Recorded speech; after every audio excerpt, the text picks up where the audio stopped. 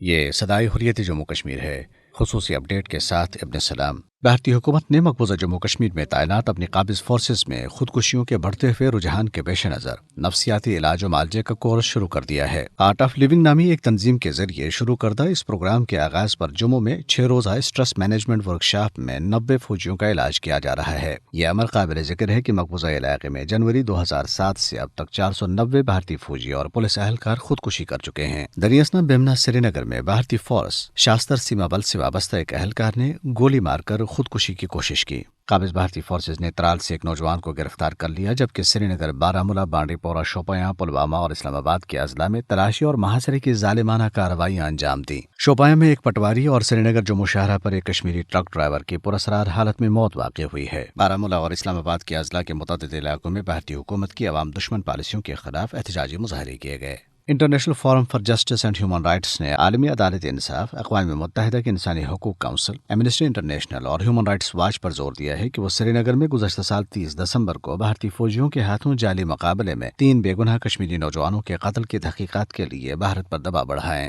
فسطائی مودی حکومت نے کشمیریوں پر ایک اور وار کرتے ہوئے انہیں مشہور عالم زعفران اور اس سے حاصل آمدنی سے محروم کرنے کے لیے سمپورا پامپور میں زعفران کی پیداوار کو فروغ دینے کے لیے مجوزہ بین الاقوامی تجارتی مرکز کو بند کر کے اس کے لیے مختص 300 کنال اراضی کو IT منصوبے کے لیے استعمال کرنے کا فیصلہ کیا ہے۔ اپڈیٹ ختم ہوا۔ انسانی حقوق کی پاسداری اور آزادی اظہار رائے ہمیشہ سے ایک حقیقی جمہوری معاشرے کی بنیاد رہے ہیں، جبکہ آج کی 21ویں صدی کے ترقی یافتہ دور میں جب سائنس اور معاشرتی تنوع اپنے عروج پر نظر آتے ہیں، ان کی اہمیت اور بھی بڑھ گئی ہے۔ لیکن جموں کشمیر ایک ایسا خطہ ہے جہاں نام نہاد جمہوری اور سیکولر ملک بھارت اپنی 10 لاکھ سے زائد فوج کے ذریعے غصبانہ قبضہ کر کے کشمیریوں کے تمام حقوق سلب کر چکا ہے، جبکہ گزشتہ 73 برسوں سے محکوم کشمیری اپنے پیدائشی حق یعنی حق خود ارادیت کے حصول کی جدوجہد میں بھارتی ظلم و جبر کو برداشت کرتے ہوئے لازوال قربانیوں کا نذرانہ پیش کر رہے ہیں۔ یہ کیسا جمہوری بھارت ہے جو کشمیریوں کے حق خود ارادیت کو اقوام متحدہ کے پلیٹ فارم پر تسلیم کیے جانے اور ان کے لیے ایک آزاد اور غیر جانبدار ریفرنڈم منعقد کروانے کا اقوام عالم کے سامنے اقرار کرنے کے باوجود اپنے اس وعدے سے نہ صرف مکر گیا ہے بلکہ الٹا انہیں انسانیت سوز مظالم کا شکار بنائے ہوئے ہے۔ انسانی حقوق کی بدترین پامالیاں کرتے ہوئے سلامتی کونسل اور بین الاقوامی قوانین کی خلاف ورزیاں کر رہا ہے، اور گزشتہ 7 دہائیوں میں وہ کون سا ظالمانہ ہتھ کنڈا ہے جو کشمیریوں کے خلاف استعمال نہ ہوا ہو۔ خاص طور پر نریندر مودی کی انتہا پسند حکومت بننے کے بعد سے تو ان کے گرد گھیرا تنگ کر کے ان کی شناخت کو چھینا جا رہا ہے۔ بھارت کو یہ بات یاد رکھنی چاہیے کہ آزادی کی جو تحریک نسل در نسل جاری ہو اور جس کے لیے ہر قسم کی قربانی دینے کا عزم مصمم ہو، اسے کامیاب ہونے سے کوئی نہیں روک سکتا۔